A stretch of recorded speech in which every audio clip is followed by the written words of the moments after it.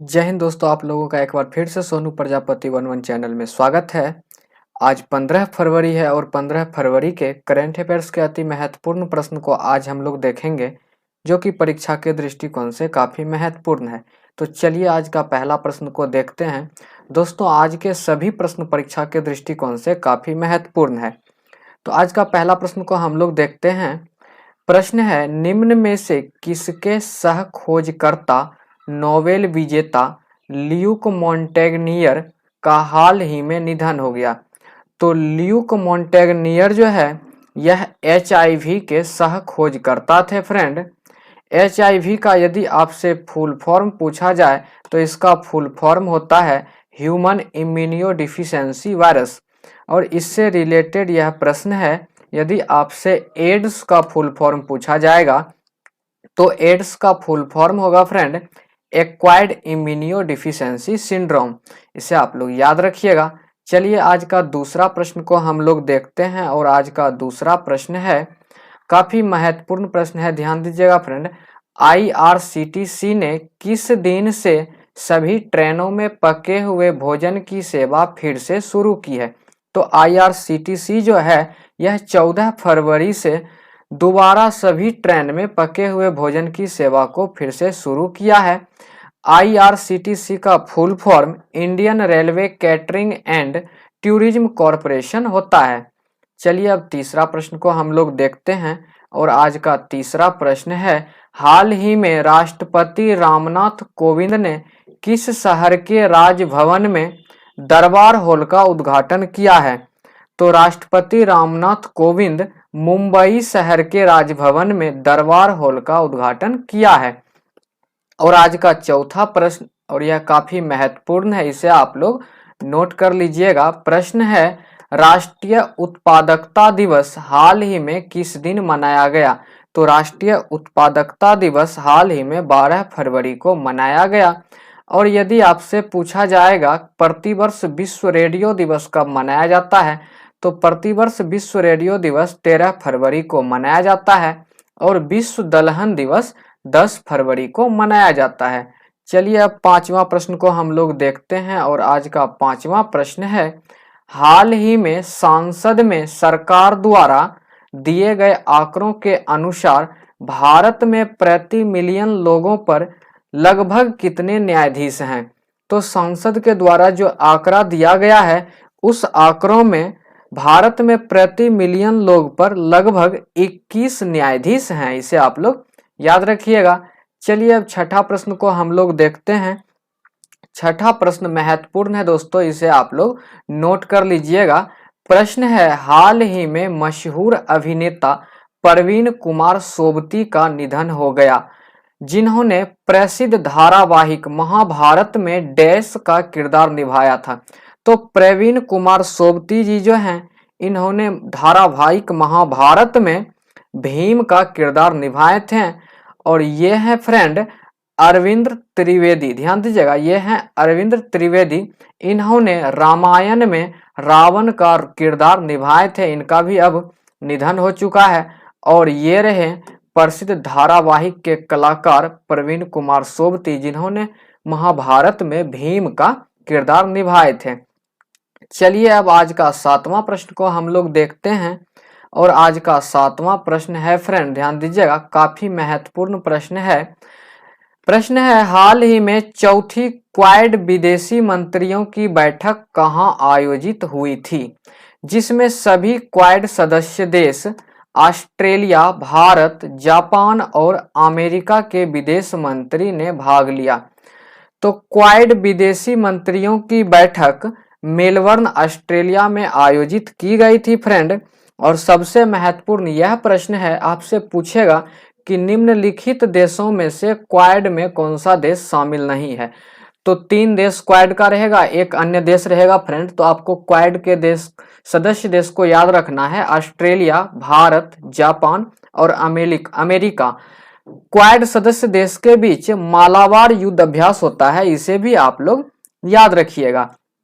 चलिए अब आठवां प्रश्न को हम लोग देखते हैं और आज का आठवां प्रश्न है फ्रेंड, ध्यान दीजिएगा, आधार कार्ड पर आधारित यूनिटरी डिजिटल आइडेंटिटी फ्रेमवर्क को लागू करने में भारत निम्न में से किस देश की मदद करने वाला है? ध्यान दीजिएगा, तो आधार कार्ड पर आधारित यूनिटरी डिजिटल आइडेंटिटी फ्रेमवर्क को लागू करने में भारत जो है यह श्रीलंका देश को मदद करेगा। और श्रीलंका को हिंद महासागर की मोती भी कहा जाता है। कभी कभी परीक्षा में यह भी प्रश्न पूछा जाता है फ्रेंड कि एशिया में किस देश का आकार आंसू के जैसा है, तो इसका भी आंसर हो जाएगा श्रीलंका। चलिए अब हम लोग चलते हैं आज का नवा प्रश्न पे, और आज का नवा प्रश्न है फ्रेंड, हाल ही में एन चंद्रशेखरन फिर से निम्न में से किस समूह के अध्यक्ष बन गए हैं? तो एस चंद्रशेखरन जो हैं यह टाटा सन्स ग्रुप के फिर से अध्यक्ष बन गए हैं। और यदि आपसे पूछा जाएगा कि इस वर्ष आईपीएल का टाइटल स्पॉन्सर कौन होगा, तो इसका आंसर हो जाएगा टाटा।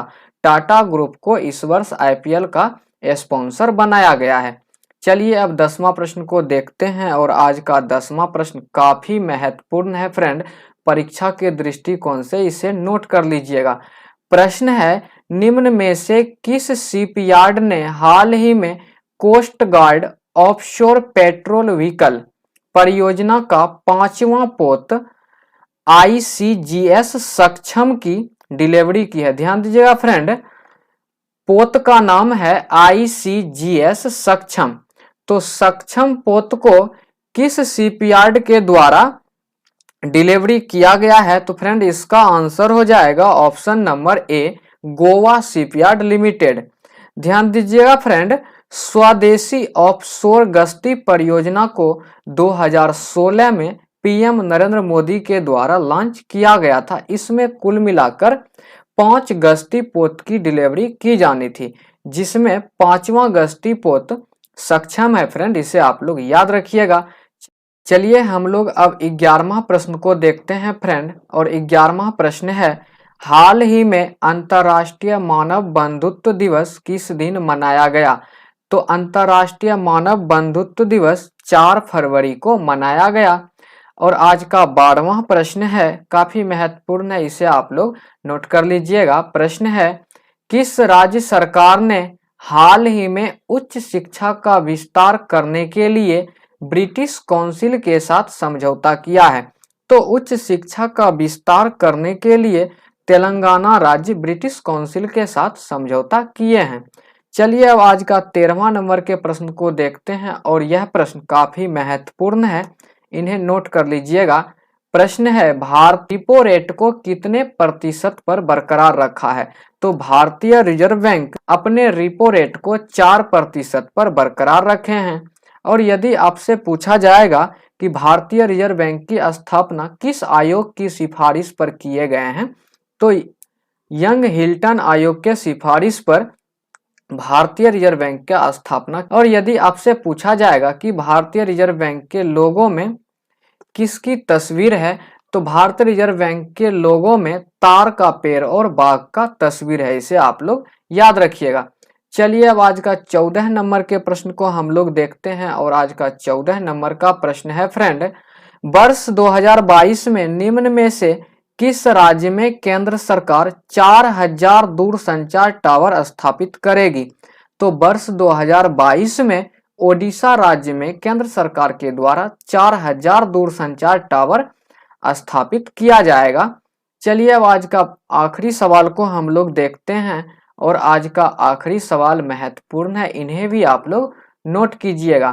प्रश्न है, हाल ही में रोहतांग स्थित अटल टनल को किस वर्ल्ड रिकॉर्ड में दर्ज कर लिया गया है, जो समुद्र तल से 10,044 फुट की ऊंचाई से गुजरने वाली टनल है?